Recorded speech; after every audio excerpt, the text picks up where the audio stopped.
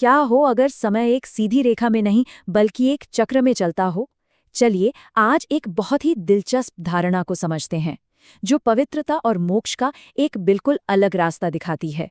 ये सवाल आता है एक आध्यात्मिक लेख से, जो दुनिया को एक विशाल, कभी न खत्म होने वाले नाटक की तरह देखता है। तो चलिए इस नजरिए को जरा और करीब से जानते हैं। तो ये लेख कहता है कि हमारा जो अस्तित्व है ना, वो एक अनंत चक्र है, पतन और फिर उद्धार का एक लौकिक नाटक। मतलब ये कोई एक बार की कहानी नहीं है, बल्कि एक ऐसा चक्र है जो हमेशा हमेशा के लिए खुद को दोहराता रहता है। और हर कहानी की तरह इसकी शुरुआत भी एक समस्या से होती है। इस सोच के हिसाब से जैसे जैसे समय बीतता है, दुनिया अपनी पवित्रता खो देती है और आत्माएं संकट में घिर जाती हैं। और बस यहीं से शुरू होती है उद्धार के लिए एक पुकार। जब दुख और अशांति अपनी हद पार कर जाती है, तो फंसी हुई आत्माएं मदद के लिए पुकारती हैं। ये एक तरह की सामूहिक प्रार्थना है, एक ऐसे उद्धारकर्ता को बुलावा जो आकर उन्हें इस गिरे हुए हाल से बाहर निकाल सके। लेकिन सवाल ये है कि ये अपवित्रता आखिर आती कहाँ से है? इसका जवाब वो छिपा है आत्मा के अपने सफर में, एक ऐसा सफर जो 84 जन्मों तक चलता है। इसे ऐसे समझिए जैसे आत्मा एक ड्राइवर है और शरीर उसकी गाड़ी।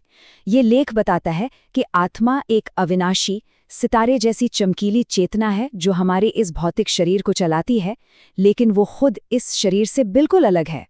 और ये कोई एक दो जन्मों की बात नहीं है।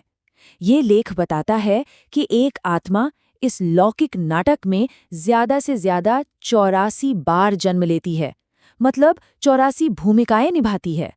और हर जन्म के साथ वो धीरे धीरे अपने असली गुणों और शक्तियों को खोती चली जाती है। ये यात्रा 4 युगों से होकर गुजरती है। शुरुआत होती है स्वर्ण युग यानी सतयुग से, जहां आत्मा एकदम पवित्र है 100%। फिर आता है रजत युग यानी त्रेता, जहां पवित्रता थोड़ी कम होने लगती है। ताम्र युग या द्वापर तक आते आते आत्मा अपवित्र हो जाती है और मदद के लिए पुकारना शुरू कर देती है। और आखिर में आता है लौह युग यानी कलयुग, जिसमें आत्मा अपनी सबसे पतित अवस्था में होती है। और कहते हैं ना, जब अंधेरा सबसे घना होता है, सुबह तभी होती है। ठीक वैसे ही कलयुग के बिल्कुल अंत में जब सारी आत्माएं पुकारती हैं, तब परमपिता यानी वो जो सबको शुद्ध करते हैं, वो इस नाटक में आते हैं। अब यहाँ आत्मा और परमात्मा के बीच का फर्क समझना बहुत जरूरी है।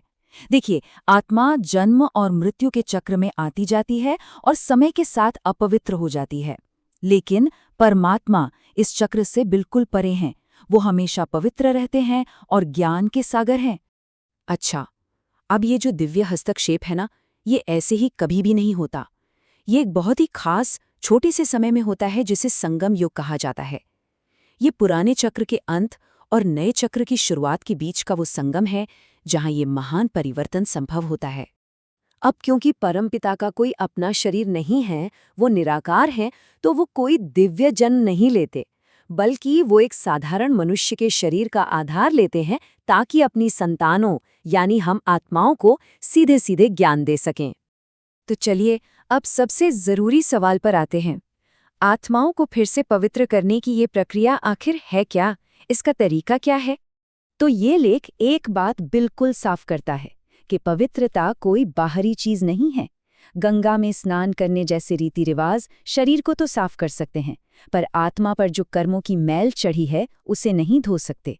असली चाबी है श्रीमत।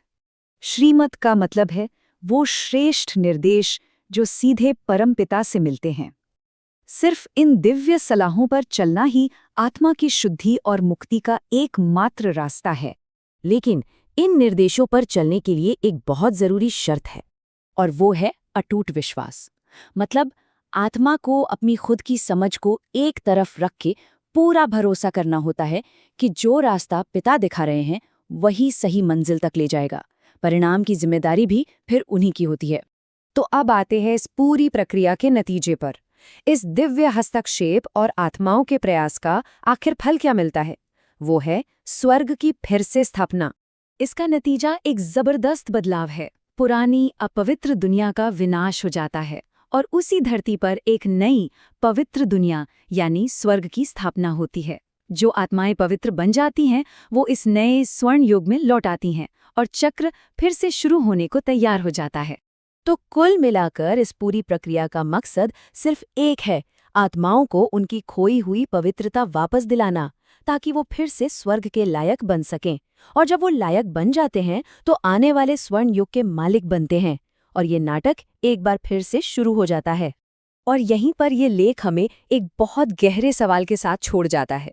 अगर ये पूरी दुनिया एक पहले से तय किया हुआ नाटक है, तो फिर इसमें एक अभिनेता होने का मतलब क्या है?